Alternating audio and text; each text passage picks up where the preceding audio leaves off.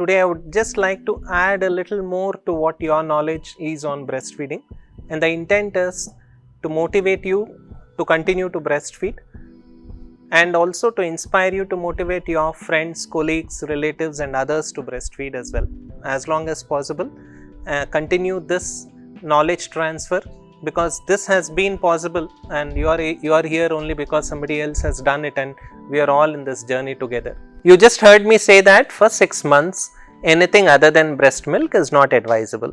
I also understand you have a home, you are also you have a right to sleep, you have your own motherhood which is beyond just feeding alone, and the baby crying is always it's a concern for everyone who is around. So I don't deny the fact that the baby who's crying needs attention, but the baby who's crying may not always need a milk. So how do we solve this puzzle then? So you remember what I told you about 2 factors. Look at the number of times the baby is passing urine. Look at the per day average weight gain. These are 2 things. Now put these 2 aside. These are very objective, scientific, measurable things. The baby's cry is one aspect. The second is what you do. Now I told you that baby's cry is the language. Baby is bored, cries. Angry, cries. Is too chill the way it is now, cries. So for everything the baby cries. So if you find a baby who is crying, please don't rush to feed the baby. First try to find out what change has happened in the past few minutes or hours that might have caused this. Probably the bedding, the room temperature, the diaper. Look for what else could be the cause of this baby communicating to you, and you don't even know what that cry means. So look for all these things that are around the baby. It could also be a simple thing like position. Remember, when you ate a good meal, you lie down and you don't feel comfortable. Dakar bolte na, Telugulo tenpu. That also happens for babies. And in fact, if you look at numbers and also evidence, that may be one of the prominent reasons why this baby is uncomfortable. So you feed the baby, you presume that it is adequate milk, make the baby lie down, and the baby gets this, what I said about a burp, or I'll tell you more about it later on reflux and others, but it gets it and then feels uncomfortable and cries, and you actually, instead of doing something about it, you give more milk. So it complicates the problem. So see for all this, look for what is making the child uncomfortable and see if you can address it. Next, look at what else is bothering the baby. Is the baby sick? The sickness of the baby can be evaluated by the general activity of a baby. If there is any hypothermia, which is the temperature of the baby going down, baby being cold. So you touch the extremities, you touch the body, touch the head, see if the baby is cold to touch. Now you come to the stage, okay, I need to now assess whether breastfeeds are adequate or not. I told you that the whole thing is hormone driven, and I compared it to the light and the switch. It should work. You need a very strong explanation of why it will not work. And if you saw the amount of milk getting produced, in the first few days it was just the colostrum. Then it started to increase. So the quantity of milk also will change based on the age of the baby. So commonly at around 1.5–2 months, and also at around 4.5–5 months. These are 2 specific periods where babies start to get a little restless. That restlessness is shown by cry, but that cry doesn't mean inadequate breast milk. It can't happen. This light will always be white. You need some reason why it is not white or why it is less bright.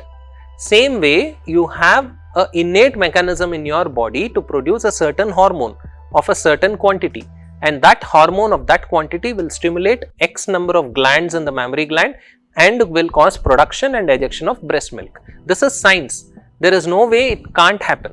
You need something very strong to explain it. So what do you do when you feel breast milk is not adequate? 1, look at the baby. Address if the baby is uncomfortable and whether you are judging the cry of the baby for hunger. Second, try to detect early signs of infection, if any. Next, try to calm the baby.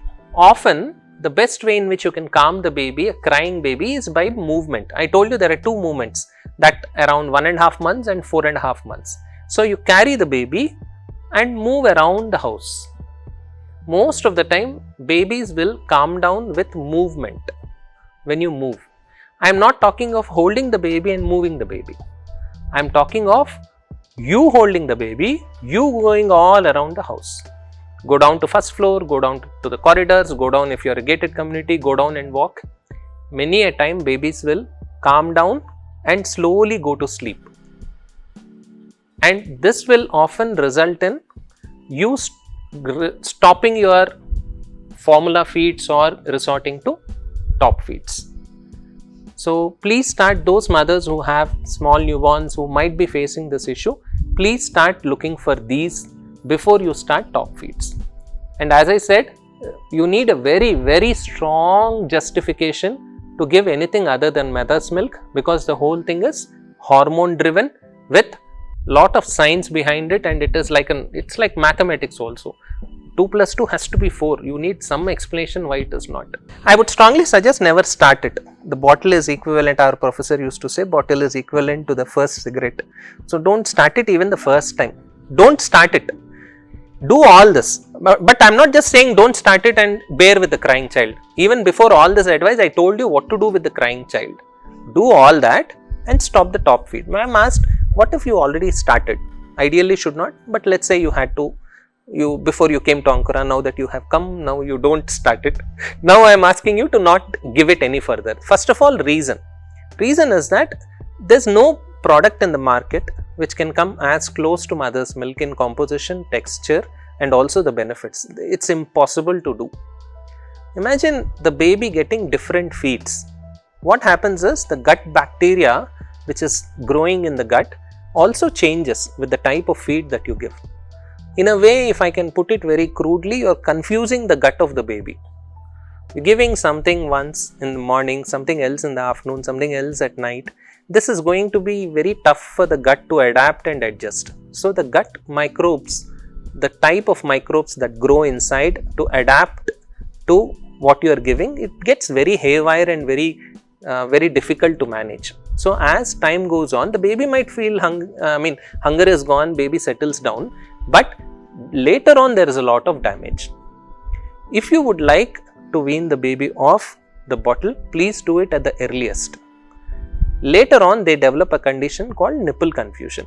I'll ask Dr. Narasimha to tell you more about what is nipple confusion, and this is very important because you might have looked at calming the baby now.